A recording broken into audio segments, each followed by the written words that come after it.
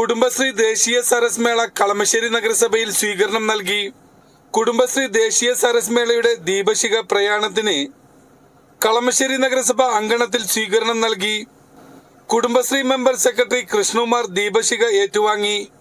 കൗൺസിലർമാരായ Rafeeq Marakkar, K Sasi, Peeyusha Felix, Hajara Usman, K Manoj, നഗരസഭാ secretary Anilkumar C, Kudumbashree CDS ചെയർപേഴ്സൺമാരായ ഫാത്തിമ മുഹമ്മദ്, സുജാത, വൈസ് ചെയർപേഴ്സൺമാരായ ഡാലിയ, ലത, ചാർജ് ഓഫീസർമാരായ സെമീന, അസൂറ, അക്കൗണ്ടന്റ് ആശ, CDS മെമ്പർമാർ, അയൽക്കൂട്ടാംഗങ്ങൾ എന്നിവർ പങ്കെടുത്തു.